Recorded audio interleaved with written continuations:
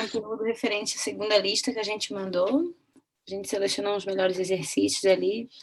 Vamos fazer umas explicações também, tá? Vou começar. Ficou lúpus, artrite juvenil, que pega doença de Still, miopatias inflamatórias, sarcoidose, Sjögren e GG4. Então, gente, eu vou começar falando para vocês um pouco de lúpus, né, que é uma doença autoimune. Ela afeta todos os sistemas do corpo por causa da produção de anticorpos contra as próprias células do indivíduo, devido àquela quebra da barreira com o self, que o professor fala um pouco sobre isso na fisiopatologia. É uma doença que é mais comum nas mulheres, principalmente na menarcne, que é ali no período que elas estão menstruando, e também tem uma herança genética multigênica associada. A característica mais marcante do lúpus na clínica e na patologia é o desenvolvimento de focos inflamatórios nos tecidos que sofrem uma agressão autoimune, principalmente a imunidade humoral, que naquela imagem tem meio que a fisiopatologia, assim, mas basicamente produz anticorpos contra meio que todas as células do teu corpo, assim. Mas principalmente, assim, foquem na pele, na articulação, sangue, rins, tipo, muito importante, pulmão e sistema nervoso central. Tem outros, mas esses são os principais, né? Então, a clínica é compatível com isso. Tu inclui sintomas de doença inflamatória, né? Tipo fadiga, perda de peso, febre, linfadenopatia, que são, tipo, os clássicos de doença inflamatória, doença autoinflamatória, né? E nesses casos que tem esses sintomas, primeiro, óbvio que tu vai excluir uma neoplasia ou uma causa infecciosa, frente a esses sintomas, mas depois tu vai ter os sintomas específicos, tipo, de cada órgão afetado. Daí no rim vai dar nefrite, a gente vai falar mais um pouco sobre isso. Daí aqui a gente vai começar falando dos sintomas que ele dá na pele. Pode passar, Alice. Então, na pele, ele divide bem em lesão aguda, lesão subaguda e lesão crônica, né? As lesões agudas do lúpus, elas incluem um eritema malar, que é aqui, né? Em asa de borboleta. Ele é, tipo, bem característico, eles sempre falam disso. Esse eritema, ele poupa o suco nasolabial, né? Que é aqui, e é diferente do eritema da dermatomiosite, que também tem esse eritema na face, só que ele não poupa o suco, no caso da dermatomiosite. Então, asa de borboleta poupa o suco nasolabial no lúpus, né? O eritema. O quadro cutâneo, ele está associado com o desenvolvimento sistêmico do lúpus, e essas lesões, elas são fotossensíveis. Então, tipo, naquela imagem ali da esquerda, que tá bem ruim a lesão com bolha e tal, é porque ela foi exposta ao sol, e daí as lesões pioram muito, assim, com a exposição. Tipo, ficam daquele jeito. Aí, agora, falando das lesões, pode passar, Alice. As lesões subagudas, elas não cursam com sequelas, elas têm aquele aspecto ali, a lesão de cima, né? Elas parecem lesão de psoríase, elas são recidivantes. É comum a associação com anti-Ro, que é um dos anticorpos que a gente vai falar mais pra frente. Eles adoram cobrar esses anticorpos. E lembrar que o anti-Ro, então, tem relação com esse quadro subagudo, que são essas lesões que parecem psoríase, só que elas não deixam sequela. Tipo, elas vêm e vão, são bem recidivantes, assim. E daí, em contrapartida, a gente tem as lesões crônicas, que também é chamada de lúpus discoide, que elas são placas eritematosas descamativas, só que elas podem deixar sequelas. Tipo, essa é a principal diferença da lesão subaguda para a crônica. Elas deixam sequela, tipo, aquelas alopécias ali que dá para ver, tipo, a pessoa perde o cabelo no local que foi a lesão. E tu também pode ter outras manifestações cutâneas, inespecíficas, tipo vasculite, tipo paniculite, ou até fenômeno de Raynaud. Aí aqui, falando sobre as outras manifestações, né, que lúpus afeta tudo.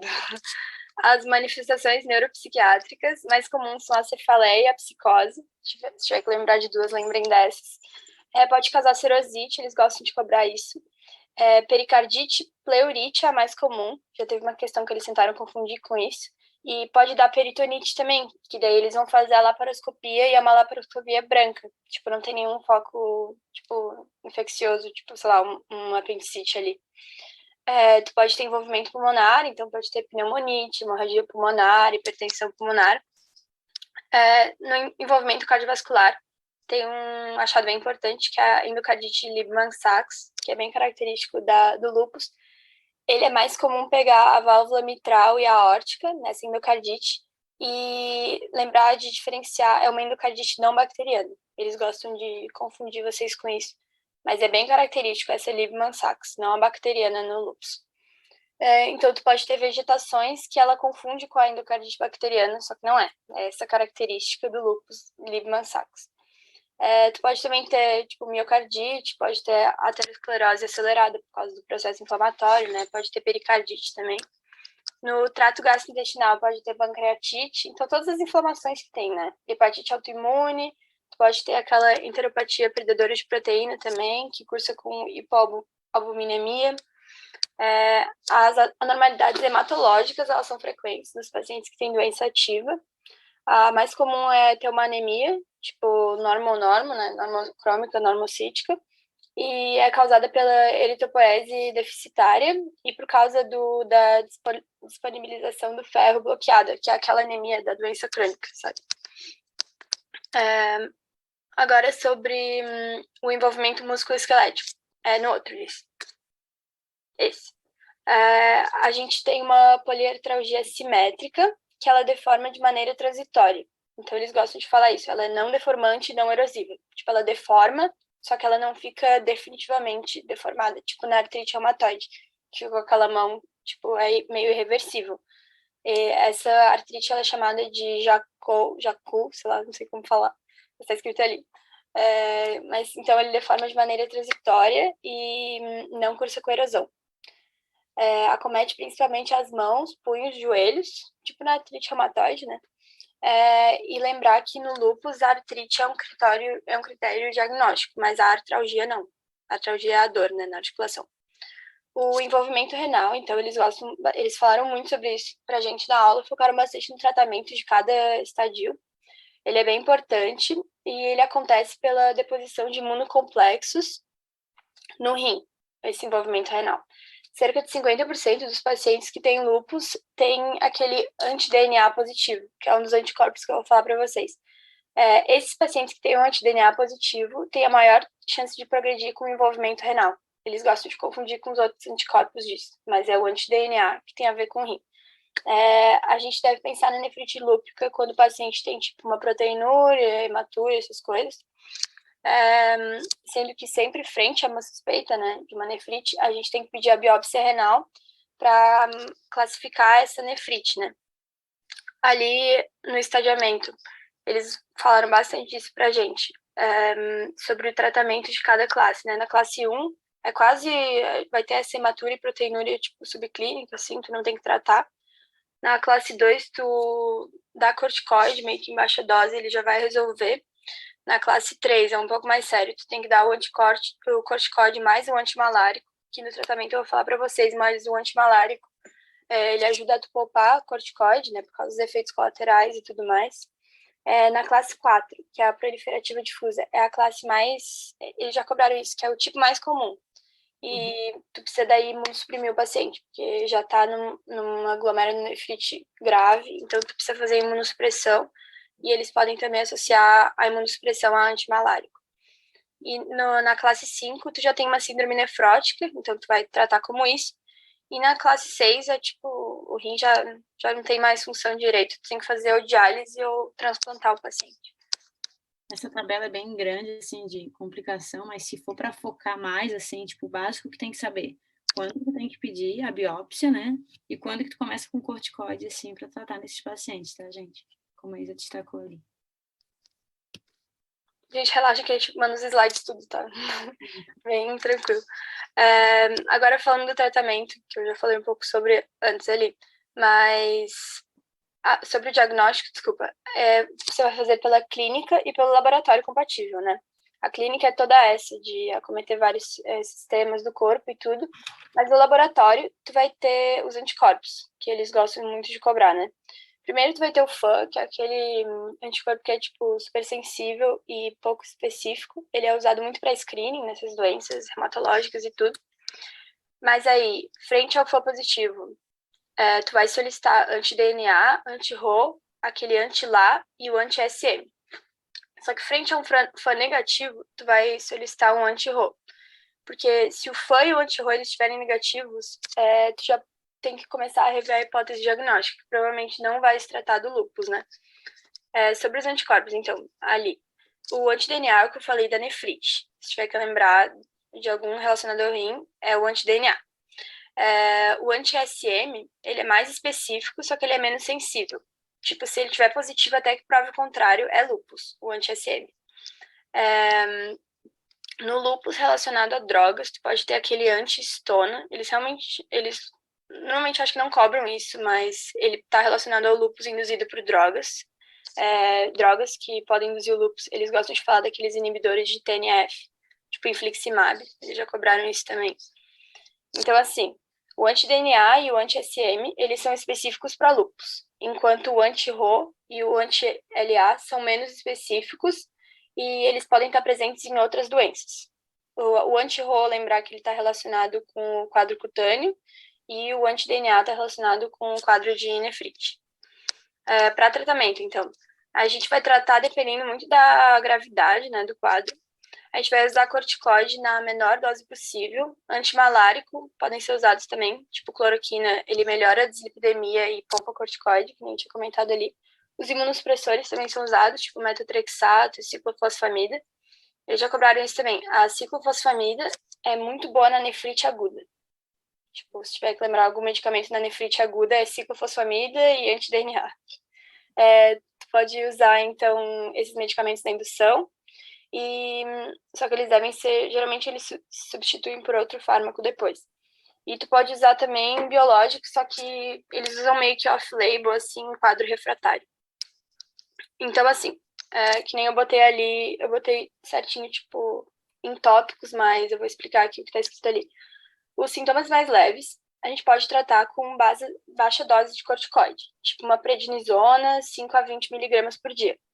Quando a gente tem manifestação mais grave no lúpus, tipo as artrite, serosite, essas coisas aí, o corticoide vai ter que ser em dose mais elevada.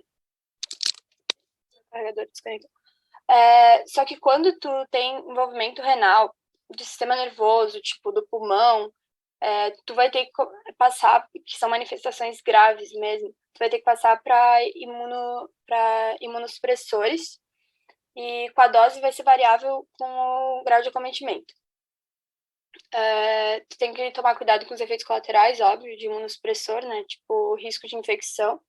E nos pacientes que têm um lúpus grave, tipo com uma evolução muito rápida, tu pode ter que usar corticoide endovenoso, tipo aquela pulsoterapia de metilprednisolona. Eu acho que ele falou sobre isso na aula também. Falou, destacou. Aqui tem uma questão, então, para vocês. A gente trouxe, acho que 4 questões de lúpus. O que vocês acham aí dessa questão?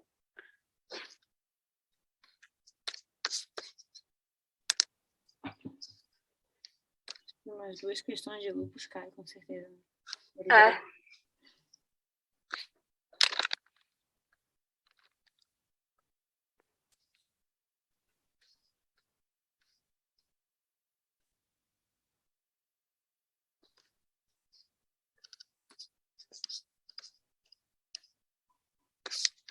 Acho que falaram LC. Isso, exatamente. Então, gente, é C mesmo. Ali na alternativa A, ele fala que o anti-SM, ele está associado ao envolvimento renal, então não, é o anti-DNA, né? Na B, ele fala que o anti-RO, ele está relacionado com o envolvimento renal, não é o anti-DNA. O anti-RO está associado ao quadro cutâneo. Na C, ele fala daquele anti-estona, não sei porque cobrou isso, mas cobrou desse anticorpo aí, que é bem específico para droga, que é meio decoreba. Ali na D fala do anti-CCP, que é da artrite reumatoide, então, tipo, nada a ver. E na E fala que o FAN é pouco sensível, né? Então, ao contrário, ele é muito sensível e ele é usado para rastreio por causa disso.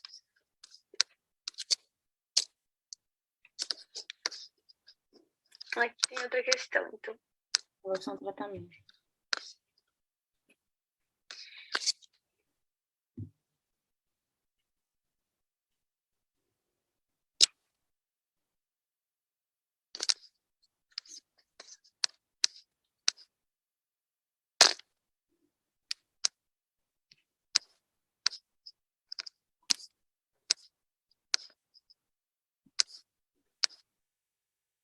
Essa questão é mais chata mesmo.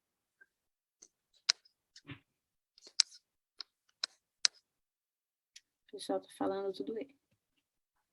Nossa, eles acertam tudo. Tá, então tá.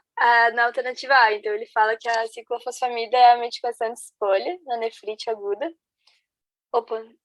Não, no envolvimento cutâneo, então tá errado. A ciclofosfamida é aquela que eu falei que a gente tem que usar na nefrite. Na B, ele fala que o envolvimento renal grave, a gente usa corticoide em baixa dose. Então, não, quando tem envolvimento grave, tu tem que usar corticoide em dose alta ou até imunossupressor.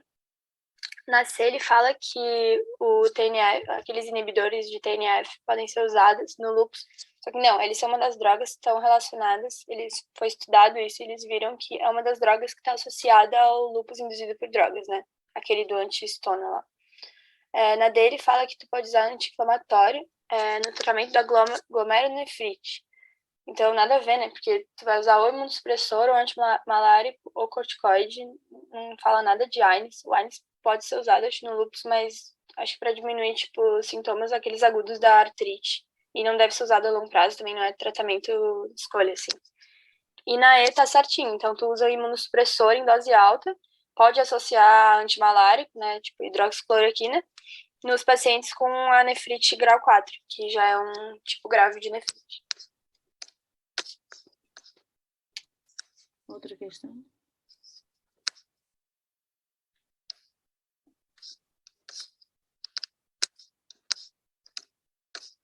E porque é maior.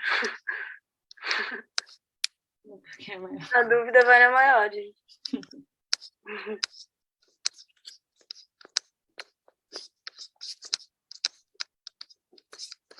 A gente botou bastante questão de lúpus porque ele gosta, tá, gente? O pessoal tá mandando letra A. Tá certo de novo. Então, no lúpus subagudo a gente tem essas lesões mesmo, que parece psoríase, né? Elas não deixam cicatriz. E elas são bem recidivantes e elas estão associadas ao anti-RO, exatamente. Ali na B fala que a classe 2 é a mais comum, não, é a classe 4 da nefrite. Ali na C fala que tu pode ter endocardite bacteriana, não, é aquela de Liebman-Sachs, ela é não bacteriana, é o contrário. Ali fala que a peritonite é a serosite mais comum, tá errado, porque a serosite mais comum é a pleurite, pleurite, não peritonite. E no E fala que ela é deformante. Então, ela é não deformante e não erosiva. No lúpus, artrite. Daí tem uma outra questão. A última, gente, juro.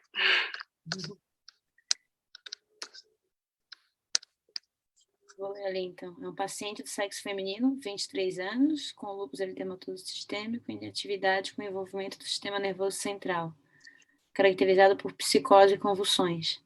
Além disso, apresenta glomerulonefrite proliferativa difusa classe 4, com creatinina de 1,7 e clearance de creatinina de 40. Anasarca e hipertensão arterial sistêmica. Qual a conduta nesse caso? Essa questão é mais chata, porque ela fala, tipo, do nome do medicamento exatamente, né? Mas eu acho que meio que tem uma chave ali.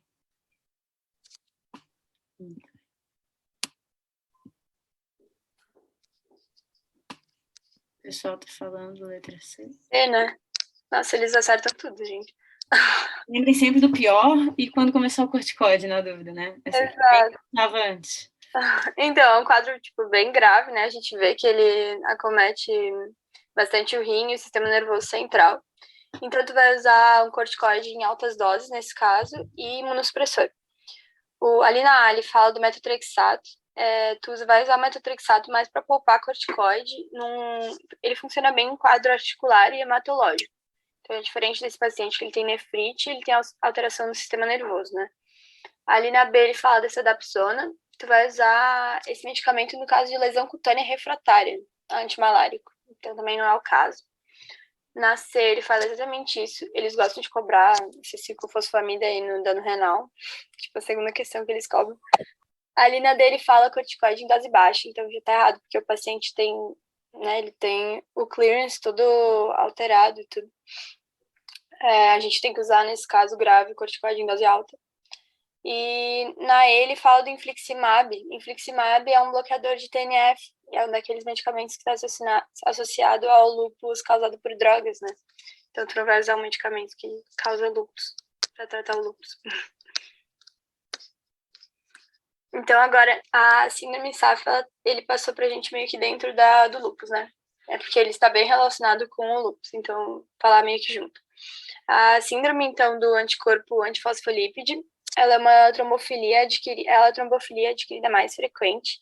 Ela é caracterizada por ter autoanticorpos contra as proteínas ligadas aos fosfolipídios, né? Ali da membrana da célula. Na imagem, a gente vê um pouco da fisiopatologia. Tu tem os anticorpos ali se ligando aos fosfolipídios das células endoteliais e elas deflagram uma resposta imune que vai levar à formação de vários trombos.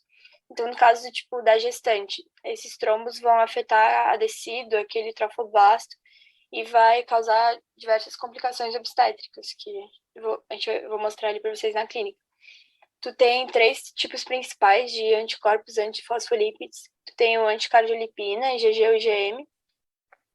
Esse anticardiolipina, ele é aquele mesmo do VDRL, lá da sorologia da sífilis. Tu pode ter o anticoagulante lúpico, que ele está associado a um efeito pró-coagulante. E mais recentemente eles descobriram esse outro anticorpo anti-beta-2 glicoproteína 1. O quadro clínico, então, dessa doença, tu vai ter, por causa desses múltiplos trombos, tu vai ter trombose venosa, tipo, o paciente vai ter TEP, vai ter trombose venosa profunda, pode ter também trombose arterial, tipo um AVC isquêmico por causa de um trombo, um infarto, aquela amaurose fugas. A paciente, ela principalmente vai ter aquela perda fetal recorrente, então tu tem que ter no mínimo 3 abortos. Tu vai ter plaquetopenia, anemia hemolítica, pode ter livedo reticular, que é aquela alteração na pele, um monte de mancha vermelha, assim. A gente tem que suspeitar dessa doença, principalmente quando tem muitos eventos tromboembólicos numa paciente jovem ou sem fator de risco, tipo uma trombose não explicada por outras causas. Tipo, a paciente não tem história familiar para trombose, não usa anticoncepcional, não teve imobilização, cirurgia prévia, essas coisas. Então, tu tem que ter essa clínica e tu tem que ter um dos anticorpos positivos, que nem eu falei, tem 3 anticorpos. Tu não tem que ter os 3, né? Tu tem que ter um deles, mais essa clínica. Se o paciente, ele teve essa doença e teve já a trombose, tipo, teve um episódio de TEP, tu vai ter que anticoagular pelo resto da vida. Geralmente, eles anticoagulam com varfarina. Se ele nunca teve uma trombose, mas, por exemplo, vai passar por uma operação de risco grande, tipo, vai ter uma gestação ou vai passar por uma cirurgia, tu tem que usar um anticoagulante oral direto, tipo enoxaparina. Então, para gestante, eles já cobraram isso também, tu tem que dar AS e heparina para profilaxia de eventos obstétricos, no caso das pacientes que têm SAF. Ele destacou na aula ali que tem um evento drástico, que é SAF catastrófico, o nome, que tu tem uma trombose, tipo, disseminada no corpo. Ele pode ser deflagrado, tipo, por uma infecção ou por uma cirurgia, mas tu vai ter, basicamente, tipo, tu vai ter trombose no corpo inteiro. E é um quadro bem dramático, assim. Eu lembro dele falando do tratamento, tu tem que fazer corticoide, imunoglobulina, anticoagulante, e tu tem que meio que, tipo, rezar, porque é muito provável que a paciente venha a óbito, assim, que é um quadro bem repentino e bem sério. Aí aqui a gente trouxe uma questão dessa SAF para vocês. Tem só essa questão, assim, porque eles acabam cobrando no máximo uma questão desse assunto.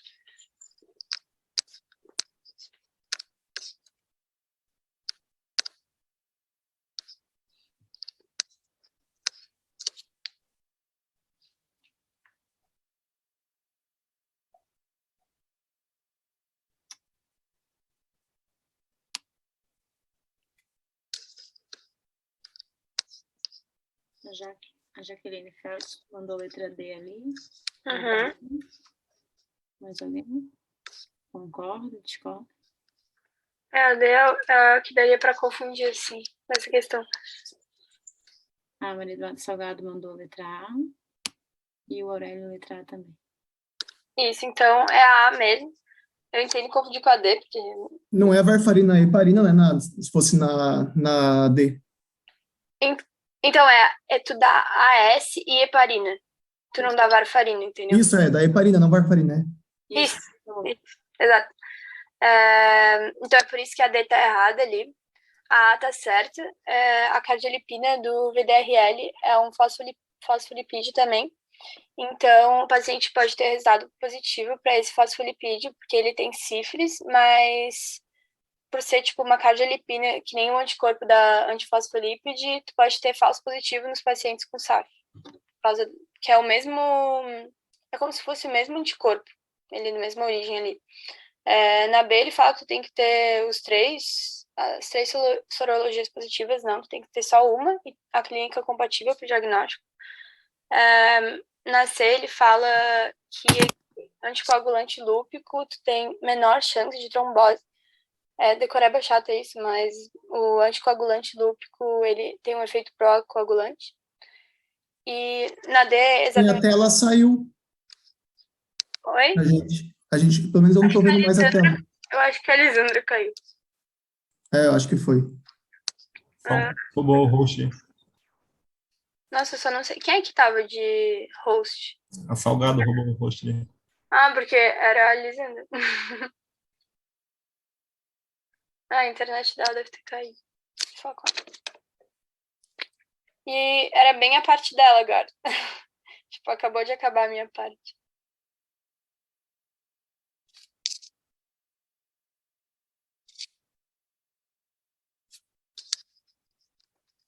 Dudu, tu consegue, tipo, se ela pedir pra entrar, aceitar ela?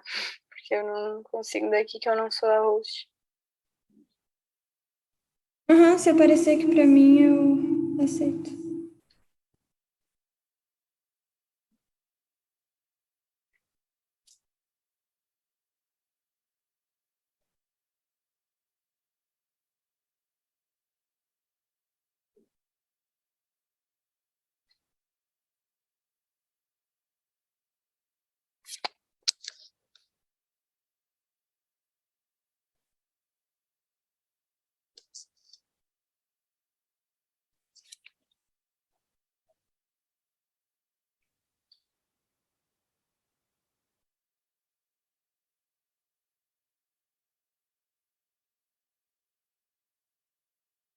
Eu falei pra ela entrar no mesmo.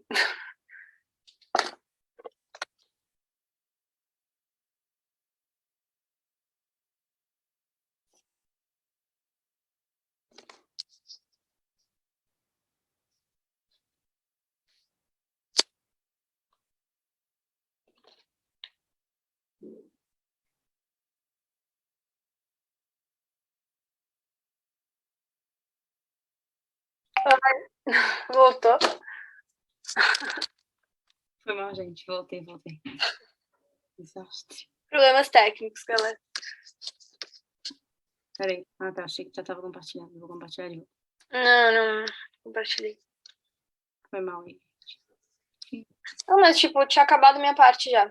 Eles mataram a questão ali, era isso mesmo. Era AS mais heparina e não varfarina. E... terminou a questão, Isa? Terminou. Daí só na E ali ele falou que os pacientes com artrite reumatoide têm que ser rastreados. Não, é o lúpus. Por isso que tá dentro da aula de lúpus até. Ele é bem comum ter associação do SAF com lúpus. Não artrite reumatoide, ele quis confundir mesmo. Fechou. Daí agora é a tua parte. Então, gente, vou começar falando aqui da artrite idiopática juvenil. É uma aula bem, assim, confusa, porque tem muito nome, muita coisa. Mas eu comecei a olhar bem para ela e eu tentei achar umas associações para explicar numa linha de raciocínio para ajudar vocês, tá? Então, vocês partem do princípio que a artrite idiopática juvenil vai ser uma artrite crônica, que ela vai se iniciar antes dos 16 anos e ela vai ter que ter uma duração de, no mínimo, 6 semanas. Porque tu tem que diferenciar das artrites infecciosas, por isso esse período de 6 semanas, tá? A primeira é a artrite idiopática juvenil sistêmica, que ele fala aqui. Eu vou passar o slide e depois eu volto para essa tabela, tá?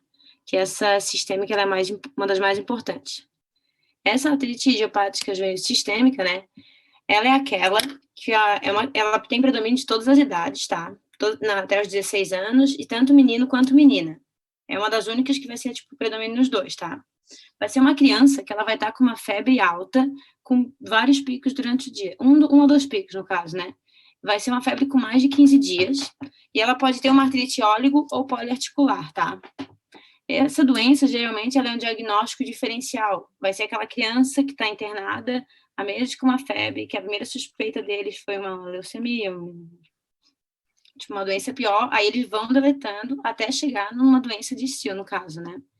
Essa criança, ela vai ter um rash cutâneo maculopapular. Esse rash, ele vai aparecer sempre que tiver a febre, e ele vai melhorar. A criança, ela vai tendo uma queda do estado geral com a febre, e depois ela vai melhorando. É uma doença muito assim. E ela pode ter uma hepatosplenomegalia e uma linfadenomegalia, tá? De outros sintomas, pode ter uma pericardite ainda, pleurite, miocardite, um monte de coisa que pode dar nas outras também, né? Só que o que vocês têm que prestar bem atenção nessa doença que vai diferenciar das outras? Vocês têm que olhar bem o laboratório. E o que vai estar muito elevado nela? Vai estar uma ferritina muito elevada, tá? E ainda vai ter um aumento de VHS, PCR, a criança pode ter uma anemia, neutrofilia ou plaquetose. Em geral, o FAN e o fator reumatoide, eles vão estar negativos. Se tiver positivo, ele pode vir a confundir com o lúpus ou algo do tipo, tá? Igual você falou bem assim na aula. Voltando aqui. Agora, com relação às outras, tá? Tem a de Still, que é essa sistêmica, e agora tem as outras. A primeira que a gente traz aqui é uma oligoartrite. Oligoartrite, poucos, né? Vai cometer até 4 articulações. Essa aqui, ela vai ter predomínio em meninas. E pensa assim, vai até 4 articulações, já associa com a idade. É dos 2 aos 4 anos, tá? Vai ser uma criança bem novinha. Predomínio de meninas, tá? Ela geralmente pode ser simétrica. Ela vai cometer muito joelho e tornozelo, tá? Pode ser simétrico nesse caso, né? E também tem um fator bem importante nela. Ela pode ser, 2 palavras aqui, ela pode ser persistente ou estendida, tá? Ela pode ficar durante mais de 6 meses só cometendo 4 articulações, ou ela pode ser estendida. Pode, a partir de 6 meses, começar a atingir mais do que 4 articulações, tá? E uma preocupação nessa oligoartrite é que tu tem que ver se tu tem um FAM positivo. Porque se tu tem um FAM positivo, a tendência é a ter a uveíte anterior crônica. E em muitos casos, as crianças que têm essa oligoartrite, elas podem até ser encaminhadas do oftalmo. O oftalmo viu uma uveíte anterior, desconfiou e encaminhou para o reumato, sabe? De outras doenças, a gente vai ter as poliartrites. Essa daqui, poliartrite, fator reumatoide positivo, é tipo uma artrite reumatoide na infância, tá? Pensa assim, pré-adolescência e adolescência, com fator reumatoide, ela é poliarticular, tem uma chance ainda de erosões, tem um perigo. Já na poliartrite, fator reumatoide negativo, o que destaca nela é que ela pode ter sintoma sistêmico, tá? A criança pode vir com febre, pode vir com uma hepatosplenomegalia. E ela tem 2 picos, tá?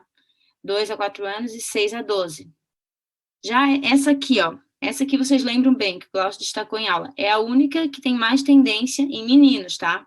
É uma artrite relacionada com entensite. É uma espondiloartrite na infância, tá? Pega pré-adolescência e adolescência, e o menino vai ter maior uma chance de espondiloartrite, o acometimento vai ser semelhante, tá?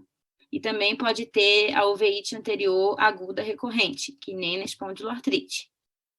Já o último, a artrite psoriásica, que nem no adulto, tá?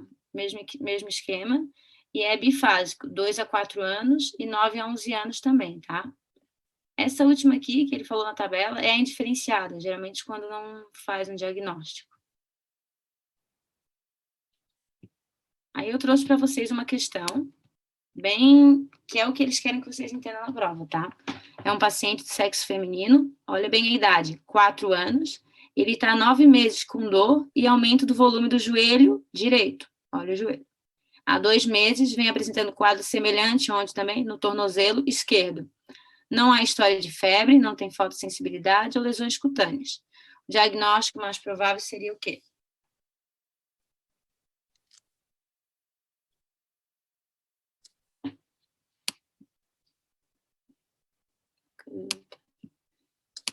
Isso aí, gente. Letra C. Muito bom. Forma oligoarticular, porque passou desse período de 6 meses e continuou acometendo 6 articulações, aí não seria estendida, tá?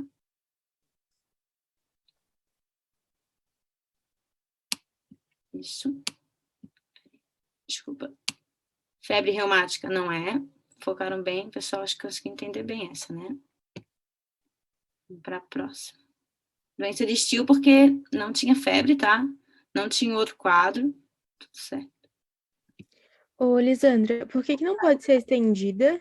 Ah, era persistente daí, né? Isso, teria que ser persistente. Eu confundo esses nomes assim, mas é isso mesmo, Lara. Teria que ser a persistente. Obrigada. Tá? Ele pega bem nesse detalhe, tá? Porque na minha prova eu lembro que caiu assim também, tá? Então, vamos lembrar. Agora eu trouxe outra da artrite idiopática juvenil. É uma boa revisão. Um pouco mais longo, deixar vocês verem.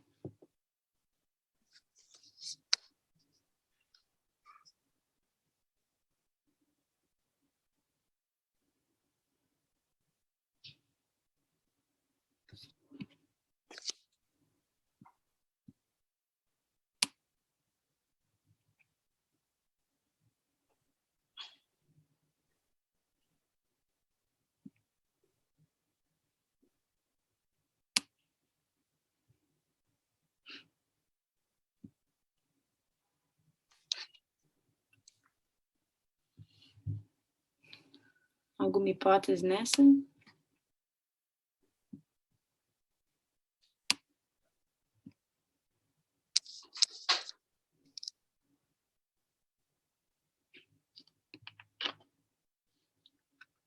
Letra B. Isso aí, gente. Vou corrigir cada uma aqui com vocês.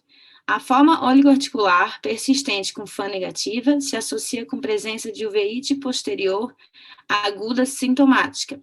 Errado. Seria a forma oligoarticular persistente com FAM positivo, ela vai se associar com uveíte, mas também seria uma uveíte anterior aguda sintomática, ou ela pode ser assintomática também, tá? Com relação à letra B, tá certinho. A artrite relacionada à entesite é uma forma de apresentação da artrite idiopática juvenil. Poderia se caracterizar como espondiloartrite juvenil, já que além de entesite pode evoluir com uveíte anterior aguda, recorrente e sacroiliite. Perfeito. Já na letra C, a artrite idiopática juvenil sistêmica cursa com febre, rasgo cutâneo, leucopenia e tem ótimo prognóstico na fase aguda, quando comparada com as demais formas de início. Não, tá, gente? Ela é grave, ela não tem, tipo, uma morbidade muito grande, mas ela é um quadro grave, tá? E ela pode deixar também erosão. Letra D. O uso de agente biológico contra a interleucina C, como tocilizumab, não tem aplicação nas artrites idiopáticas juvenis, especialmente na forma sistêmica, já que a citocina mais expressa nessa condição é a interleucina 10.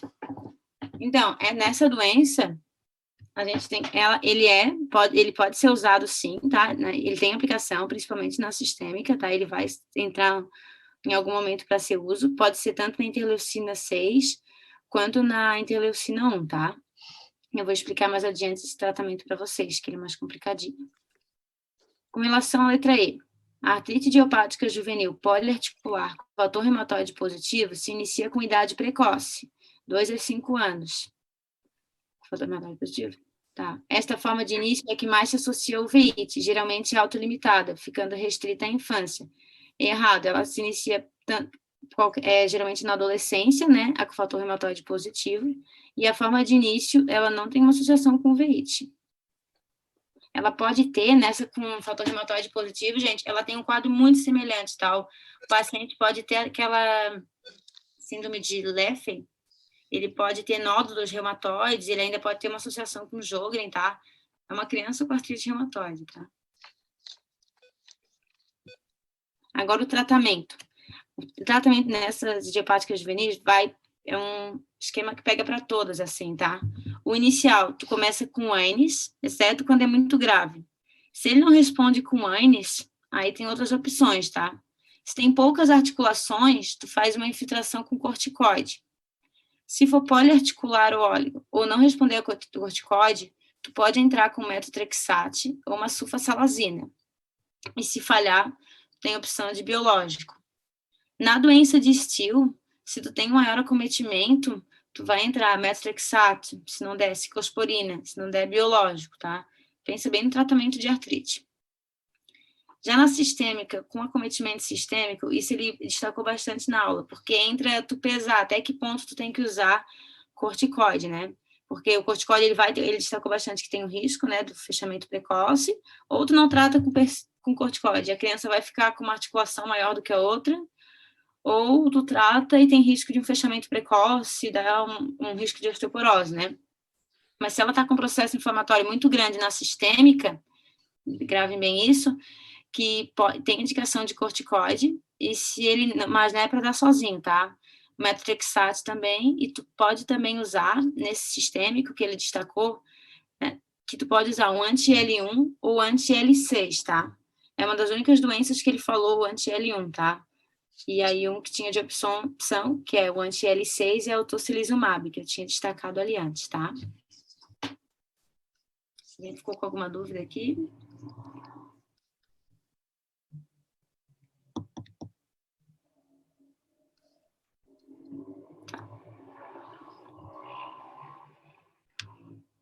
Tá, gente, agora eu vou voltar a falar. Aí agora a gente vai entrar em dermatomiosites e polimiosite. Então, essas duas são as miopatias, né? As miopatias, então, elas são doenças heterogêneas. Elas são causadas por causa de uma resposta autoimune, em que o corpo reconhece o músculo como se fosse um antígeno e ele passa a produzir anticorpos, então, contra esse tecido. A gente pode encontrar diferenças nas biópsias pela prevalência de determinada célula inflamatória, né? Então, eles focam bastante nisso, que na dermatomiosite, tu tem predomínio TCD4, mais na região perivascular e perimesial. Tu pode ter também fibrose perifascicular. E na miosite, tu tem mais TCD8 e ela é mais endomesial. Então, tipo, ali na imagem, tu vê essas duas diferenças. Ele falando ali na dermatomiosite, tu tem atrofia perifascicular. E ali falando... Deixa eu ver... na polimiosite, então, tendo infiltrado endomesial. Eu acho meio chato de tentar lembrar disso, mas o jeito que eu tentei, tipo, como um macete pra lembrar, é que, tipo, na dermatomiosite, tu afeta o músculo e a pele. A pele é meio que mais periférica. Tipo, o sufixo ali, peri, quer dizer que tá na periferia, né? Então, tipo, eu penso, a pele tá mais na periferia, então o infiltrado é perimesial. Tipo, se ele falar peri, alguma coisa, tu já pensa em dermatomiosite. E daí a miosite é mais dentro, porque é só no músculo. Então eu penso, e daí tu pensa em endomesial, não peri. Sei lá, é o jeito que eu achei mais fácil de lembrar. Pode passar ali. Então, os sintomas da doença. Elas incluem uma fraqueza muscular proximal e simétrica. Então, eles falam bastante desse exemplo do paciente, tipo, não conseguir pentear o cabelo, porque é mais proximal aqui nesses músculos, né? Então, por exemplo, o paciente vai ter dificuldade de pentear o cabelo, mas não de escrever. Tipo, é uma fraqueza mais proximal dos membros superiores ali. Tu vai ter uma fraqueza, então, durante o período de, geralmente, meses. Tu pode ter, então, miosite, tu pode ter o envolvimento cutâneo, a dermatomiosite, né? Então, os achados característicos da dermatomiosite. A gente pode ter um eritema característico chamado heliotropo, que tem ali na imagem. Aqui ele pega mais no olho e tal. A gente também pode ter uma lesão eritema-papulosa na superfície extensora da articulação. Então, pode ser no joelho, pode ser no cotovelo, chamada pápula de Gottrum, que é aquela ali que tem na imagem de baixo, que tem um joelho com uma mancha vermelha, é essa aí. Tu também pode ter hipertrofia de cutícula da unha ali, pode ter área de hemorragia também. Tu vai ter um racho malar que não poupa o suco nasolabial, então, que é diferente daquele ali que eu falei pra vocês do lúpus, que poupa aqui o suco nasolabial, esse não poupa. Tipo aquele o cara mais idoso ali que ele tem o eritema aqui. Tu pode fazer lesão bipalpebral também, que é o que diferencia do lúpus. Essa lesão bipalpebral é o heliotropo. Essa lesão também é fotossensível igual ao lúpus, né? Tu pode acometer, ele gosta de falar disso, o esôfago na parte do músculo estriado, tem uma parte muscular ali no esôfago, então essa miopatia pode acometer ali, tu vai ter uma disfagia alta por causa disso. Pode também ter manifestações extramusculares, tipo, por exemplo, na pele, pode acometer a articulação, coração, diafragma, pode acometer pulmão, dando pneumonite intersticial, pode acometer também trato gastrointestinal, vários sistemas do corpo, né? Aqui, pode passar, Elis. Esse aqui eu achei num vídeo da internet, tá em inglês, né? Mas, tipo, não sei se vocês entendem. Mas só para resumir meio que o que eu vou falar. Que pro diagnóstico dessas doenças, tu tem que dosar aquelas enzimas musculares, tipo a CK, a aldolase e a LDH. Tu vai ter um aumento dessas enzimas, né? Por causa da inflamação do músculo e tal. Tu pode ter também aumento de transaminases, tipo a AST-ALT. Tem que diferenciar, claro, de uma doença hepática. Tu vai ter, em geral, ali o ANA positive, que está escrito ali, é o FAN, é a mesma coisa. Tu pode também fazer eletromiografia, que vai identificar, então, alterações desses pacientes.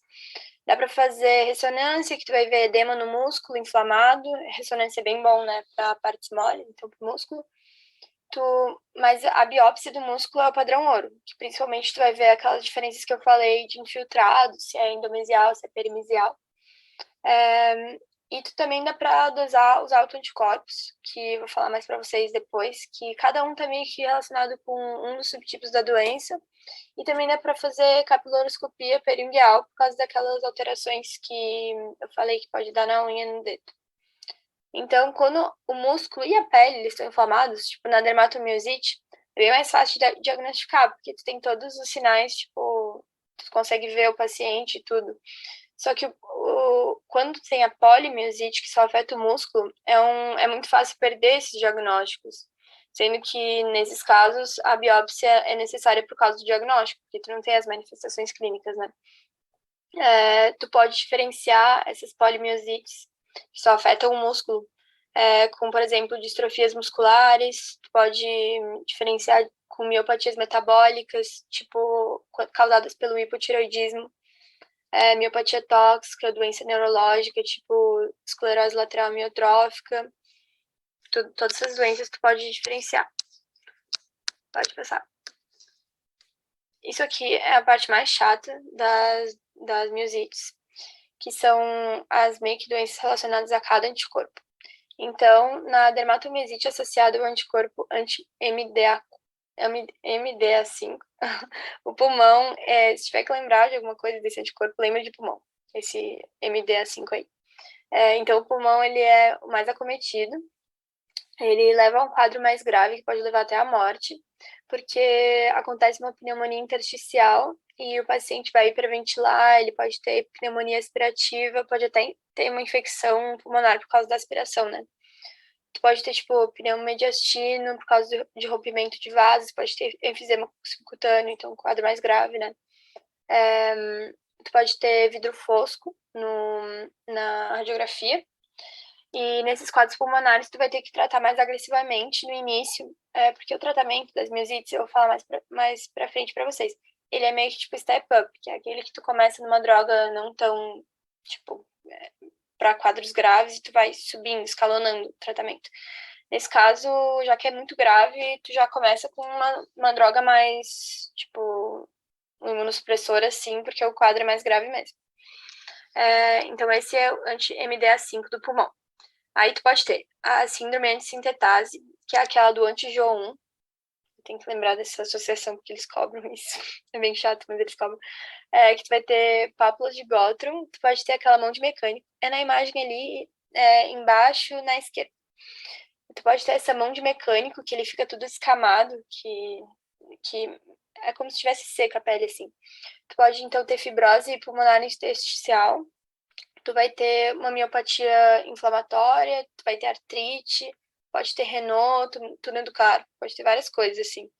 Mas se for para lembrar de alguma coisa, lembrem que antissintetase é a das pápulas de Gottrum, mão de mecânico, e tem anti-J1 positivo. A miosite por corpos de inclusão. Eles falaram bastante isso na aula, pelo menos pra gente. Tem até, eu botei ali mais na frente uma tabela que diferencia. Essa miosite, ela vai ter epidemiologia inversa. Enquanto a dermatomiosite e a miosite acontecem mais em mulheres abaixo dos 50 anos, essa doença ela vai acontecer principalmente em homens mais idosos, então acima dos 50, ela cursa com envolvimento mais assimétrico, eles têm comprometimento proximal e distal. Na eletromiografia, tu pode ter tanto miopatia quanto neuropatia. Pode ter, isso é bem característico, que ele compromete o quadríceps da coxa. Então, tu vai ter muita atrofia muscular nesse músculo e degeneração gordurosa. Tipo, naquela imagem ali, dá pra ver que o quadríceps tá, tipo, destruído. O paciente mal tem. Tu pode também ter atrofia, então, nos flexores do antebraço. Mas é com a biópsia que a gente vai fazer o diagnóstico definitivo dessas doenças, que tu vai ver uma invasão por células mononucleares. A gente trata, então, com corticoide, metotrexato, imunoglobulina, mas o mais importante disso, para vocês lembrarem, vou falar mais ali na tabela, mas é que ela é refratária ao tratamento, geralmente. O tratamento, ele não funciona muito bem com o tratamento dessa doença, a miosite por cópia de inclusão. É diferente dos outros tipos de miosite e tal, que eles funcionam bem, respondem bem ao tratamento. E tu também pode ter miopatia causada por estatina, que é chamada de miopatia necrotizante.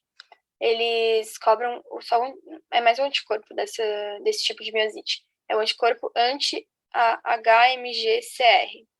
E pode dar muita necrose no músculo, o uso de estatina, né?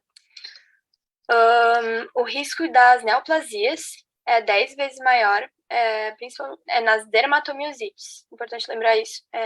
Não nas miosites, na dermatomiosite, o risco de câncer, então, ele é muito maior.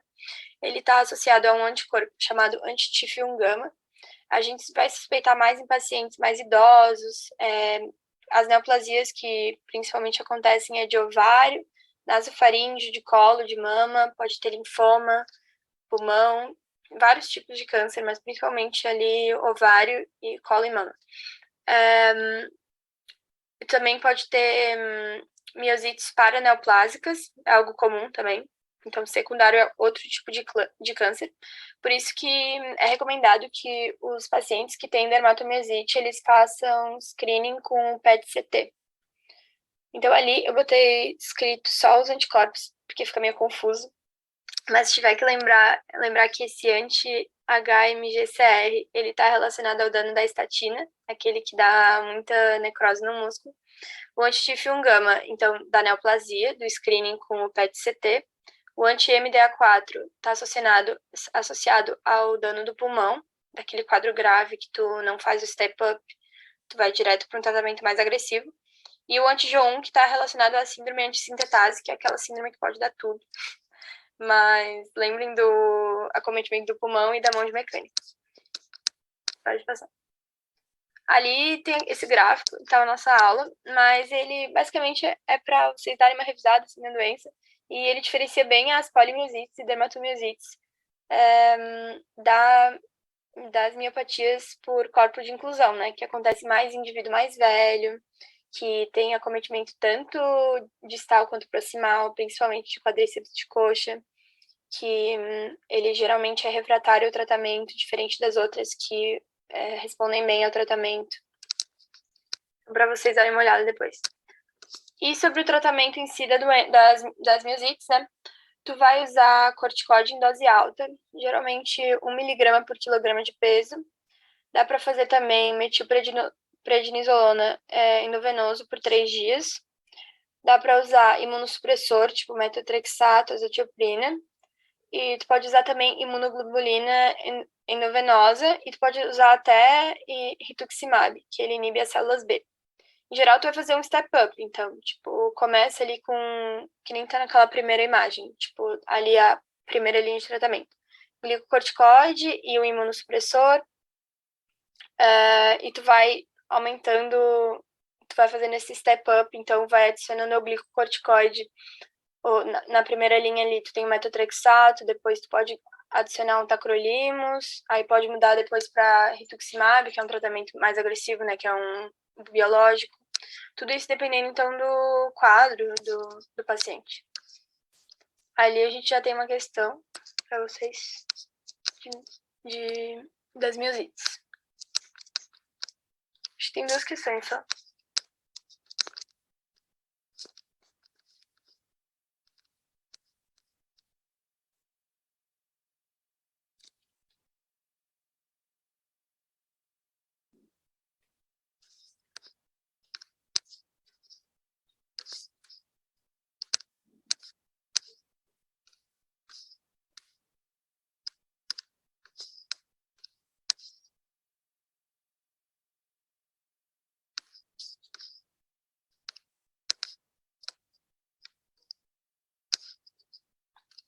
Isso. Então, acertaram, né, de novo. Vocês acertam tudo.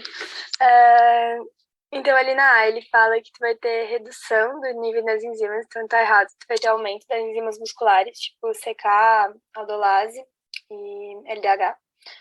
Na B, fala que tu pode, então, fazer diagnóstico diferencial com outras causas de fraqueza, né? Tipo, neuropatia periférica, hipotireoidismo, que é uma miopatia metabólica, e o uso de algumas drogas, né? Ali na C fala que a biópsia não tem utilidade, tu tá errado, é padrão ouro. Na D fala que corticoide deve ser evitado. Então, não, corticoide tá numa das listas de medicamentos que tu deve usar no step up. E tem outra questão ali.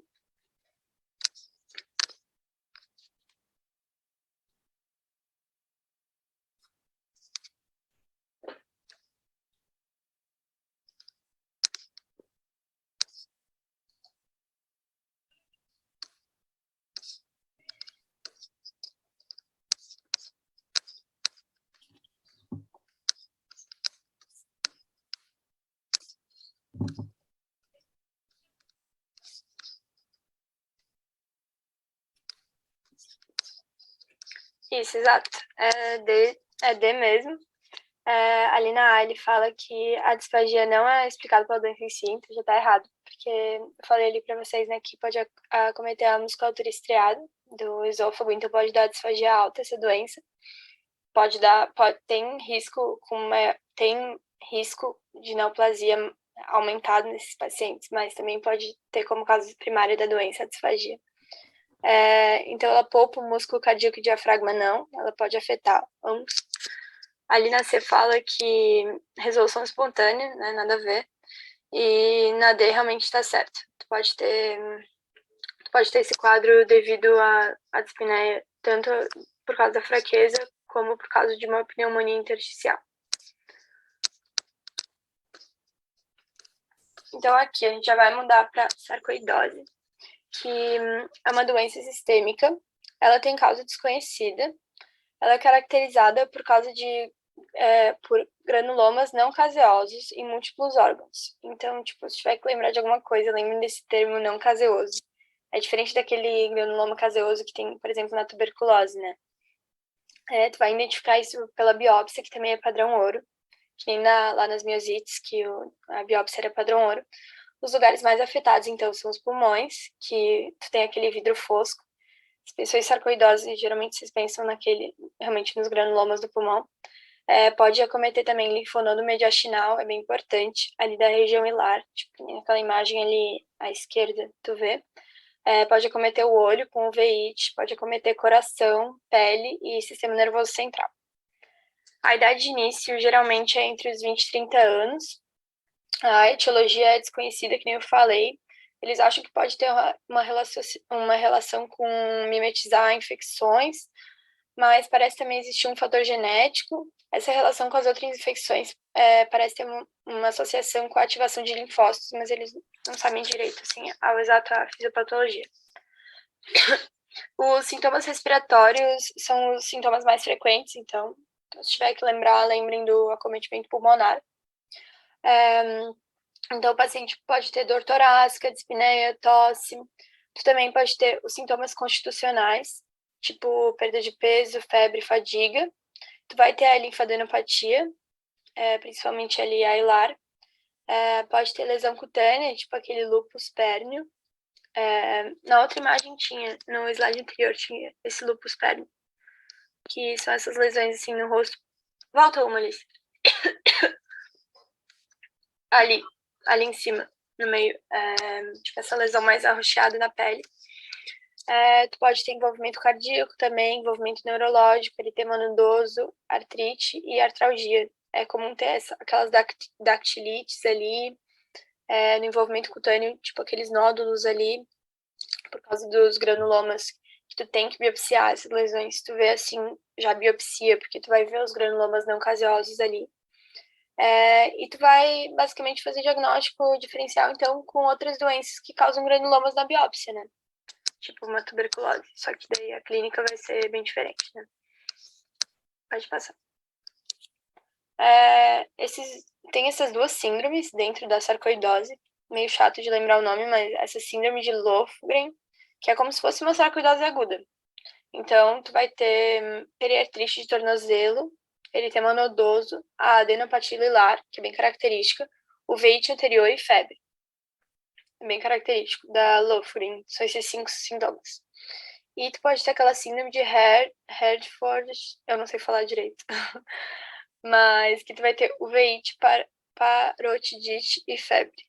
Ali naquela imagem dá pra ver, tipo, aqui bem inchado da moça, o olho inchado e vermelho da uveíte e o paciente com febre, né? As indicações do tratamento, então, dessa doença são com base na doença pulmonar, nos sintomas da doença pulmonar do paciente, envolvimento cardíaco, a gravidade tipo, da doença renal, da uveíte, do lúpus perno e tudo. Tu vai tratar, então, com corticoide, com metotrexato é o mais usado. Dá para usar biológico também, tipo infliximab, e na falha a gente usa rituximab, que é um anti-CD20. Basicamente, o tratamento é típico das doenças reumatológicas, assim. E a gente trouxe aqui uma questão bem fácil. Acho que sarcoidose não tem que se preocupar muito, assim, é mais esses conceitos. Eu acho que esse é o básico que tem que saber e, no máximo, for lá no... Aquelas 2 síndromes que tu citou, amiga. Essa Lofgren, acho que já cobraram. Não dúvida, deixa eu também. Muito bom. Isso, né? Granuloma, se tiver que lembrar só de uma coisa, lembre desse granuloma, que provavelmente vai acertar a questão do granuloma não caseoso na sarcoidose. Uhum. Então, gente, trouxe aqui, faltam 2 assuntos bem rapidinhos. Esses são os assuntos mais rápidos, assim, e essa aqui, síndrome de Sjögren. Gente, é a síndrome da secura, tá? Tem que pensar numa mulher em torno de 50 anos. E é assim, ó, ela vai ser por causa de uma infiltração linfocítica periductal de células T e B nas glândulas exócrinas, tá? Ou seja, pense em glândula exócrina e pense no que ela pode causar. Ela vai dar secura, vai dar xerostomia, pode pegar olho também, xeroftalmia. Ela pode também pegar traqueia, tá? Pode dar xerotraqueia, que fala. Pode pegar, tipo assim, muita coisa. Pode pegar pâncreas também, dando uma pancreatite subclínica, tá? E tu vai pensar no paciente que nem nessa foto da moça aqui, tá? Ela tá com a glândula parótida submandibular aumentada, pode ter. E o que tu tem que pensar nele? Pensa nisso. E uma complicação muito importante da doença, que pode ter uma evolução, é o linfoma não Hodgkin, tá? E outro. Peraí, deixa eu ver se tá na questão ou não. Aqui, ó, para falar melhor do assunto, eu trouxe uma questão para ver como é que vocês estão também, tá? Nessa questão, eu vou ler aqui, eu vou pedir para vocês responder. É uma mulher de 45 anos. Há 1 ano, ela apresenta boca e olhos bastante secos, sem outras queixas. Aproximadamente apresenta dor de ritmo inflamatório e rigidez matinal de aproximadamente 20 minutos, em metacarpofalangianas e interfalangianas proximais. Qual dos seguintes exames não seria utilidade na elucidação diagnóstica? Oi. Como é que o pessoal tá?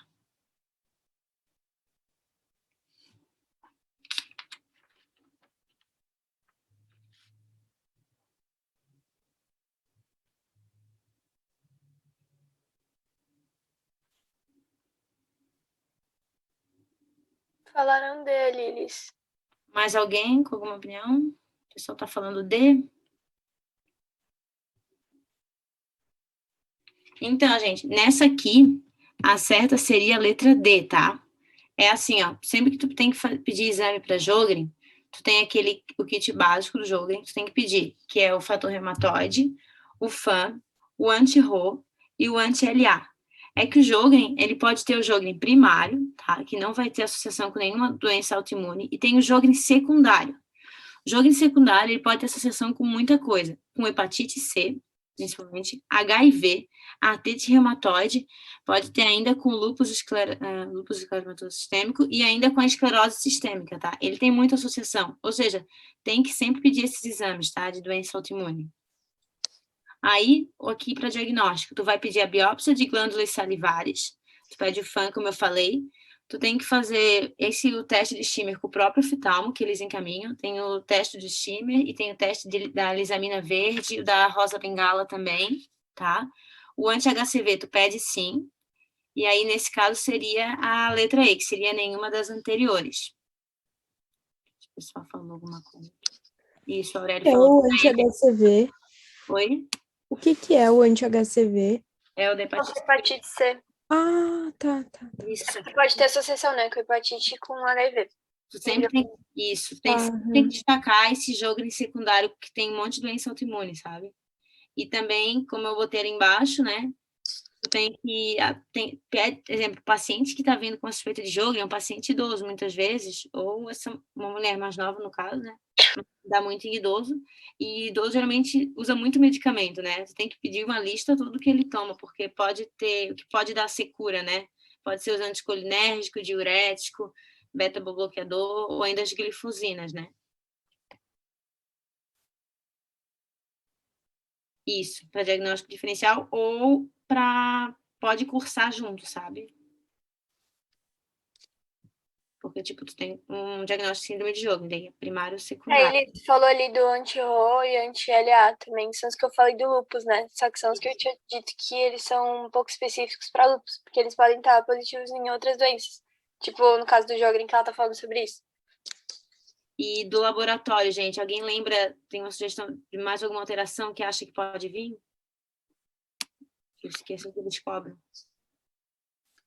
Baixa do complemento? Isso.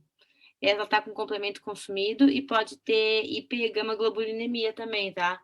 Lembra que consome complemento o Sjögren, o IgG4, o lúpus, tá? Lembre bastante disso, que eles gostam de cobrar. Aqui nessa outra. Caso a paciente apresentasse os seguintes exames positivos: FAN, fator reumatoide, anti-RO, anti-LA, Schimmer e biópsia de glândulas salivares menores. A qual das seguintes manifestações tubulares ela estaria sujeita? Bem importante também, a principal manifestação.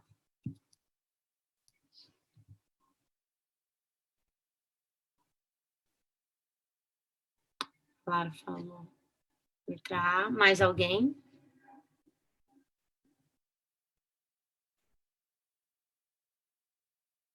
Ninguém mais concorda, discorda? Ah, Lara, não. É a D, isso. Isso, Lara. É a D mesmo, tá? Ela pode dar nefrite túbulo-intersticial crônica. É a mais comum. Porque tu vai ter uma acidose tubular distal.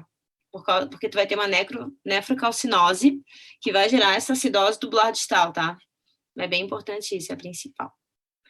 E alguém sabe dizer a principal doença autoimune associada com Sjögren?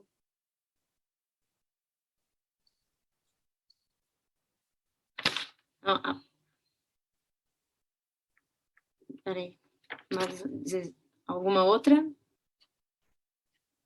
No caso, seria o hipotireoidismo, tá? Doença autoimune mais associada com Sjögren. Tá? Ele destacou na aula. Agora eu trouxe, gente, a do IgG4. Gente, a do IgG4, a primeira vez que eu vi, eu pensei, como é que eu vou entender isso? Porque pega tudo. Aí o pessoal... Dá prova sem saber, gente. Não, aí me falaram esses dias, como é que eu vou saber? Pega tudo. Aí eu fui tentar raciocinar para ver se eu criava um raciocínio, né? Essa doença. Então, no IgG4, tu pensa assim, doença autoimune, né?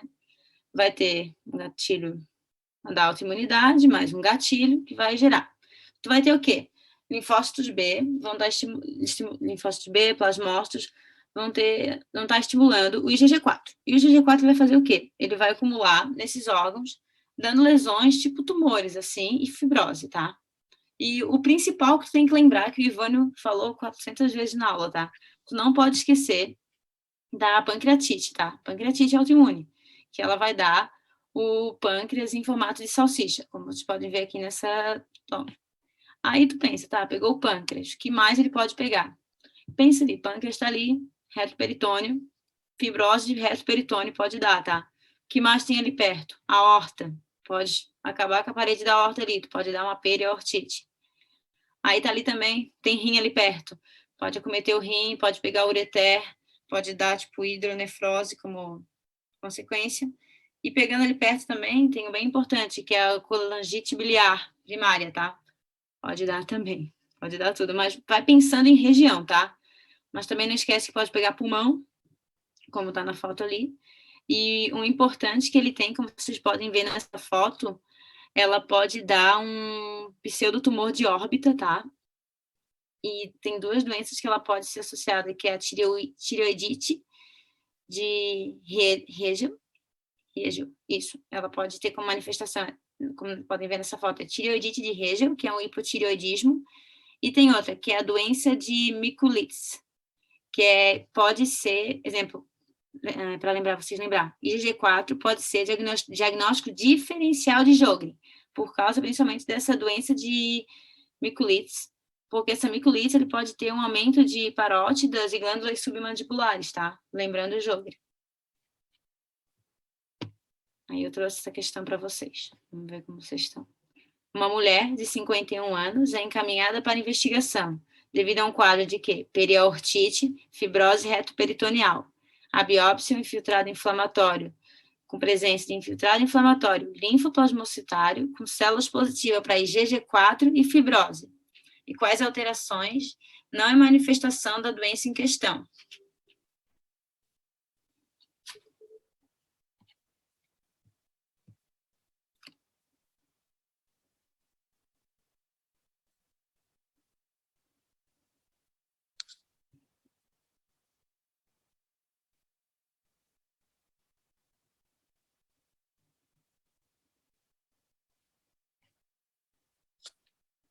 O pessoal está falando B.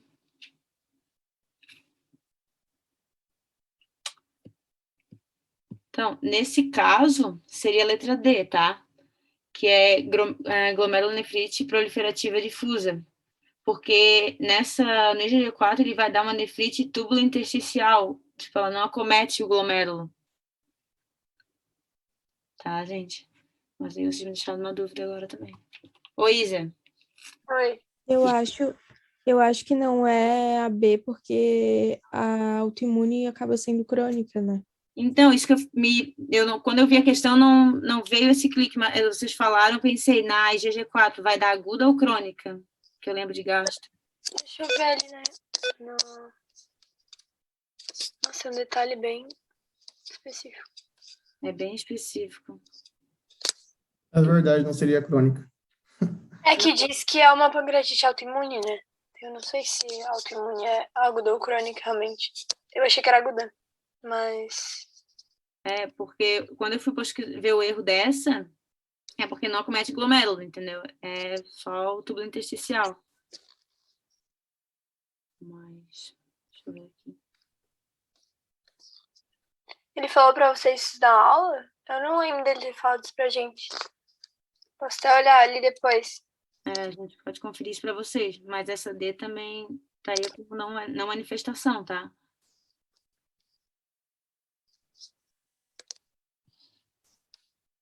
E a gente confirma para vocês ali no grupo certinho, tá? Mas a princípio seria D mesmo, gente. Acho que por hoje eram essas mesmo, tá?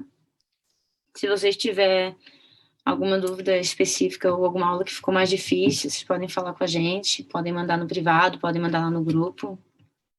A gente tá... Eu tô com uma dúvida, como que é o nome daquela manifestação ali em volta do olho, no IgG4? Pseudotumores de órbita. Aqui, ó. Ah, tá, ok, obrigada. Nada. Alguém mais? Podem perguntar, gente. Se quiserem mandar no privado também. Ou lá no grupo também, durante a semana, assim, não sei se a maioria já estudou tudo ou vai deixar pra revisar, eu mato mais no final. Valeu aí, meninas. Muito bom. Obrigado.